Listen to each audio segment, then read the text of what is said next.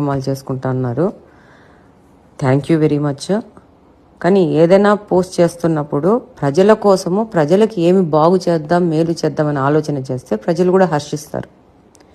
ఈరోజు ముత్రాజ్పల్లి స్కూల్లో వెళ్ళేసి విజిట్ చేయడం కానీ, అక్కడున్న కొన్ని తప్పులను గుర్తించి సంబంధిత అధికారులకు చెప్పి ఒక మార్పు దిశగా మా నాయకుల యొక్క ఆదేశాలతో, లోకేష్ గారి ఆదేశాలతో ఈ యొక్క స్కూల్ని, సిస్టమ్ని మెరుగుపరచాలనే ఉద్దేశంతో మేమందరము, కూటమికి సంబంధించిన ఎమ్మెల్యేలు అందరము స్కూళ్ళల్లోకి వెళ్ళి మేము చెక్ చేసుకొనేసి దాంట్లో ఏదన్నా ఉంటే దాని మీద పని చేస్తూ ఉంటాం. దీనికి అందరికీ మెయిన్ పర్పస్ ఏంటంటే, ఎక్కడో ఒక చోట కొంతమంది అధికారులు, కొంతమంది హెడ్ మాస్టర్లు, కొంతమంది టీచర్లు, కొంతమంది పనిచేసే ఆయమ్మల వలన పిల్లలకు అసౌకర్యం కలగకూడదు, వాటిని కరెక్ట్ చేయాలన్న ఉద్దేశంతో స్కూళ్ళల్లో డెఫినెట్గా విజిట్ చేస్తున్నాం.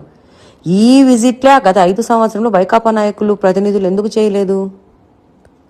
వాళ్ళు ఏమీ చేయలేదు.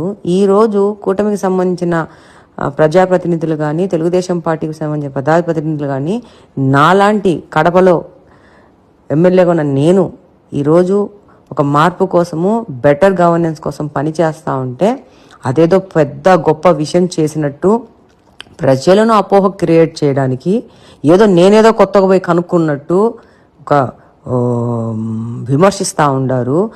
వాళ్ళ సోషల్ మీడియాలో వాళ్ళ నాయకులు చేసే మంచి పనులు ఏవి కనపడతలేదు కాబట్టి మా మీద పడి ఏడుస్తూ ఉన్నారు.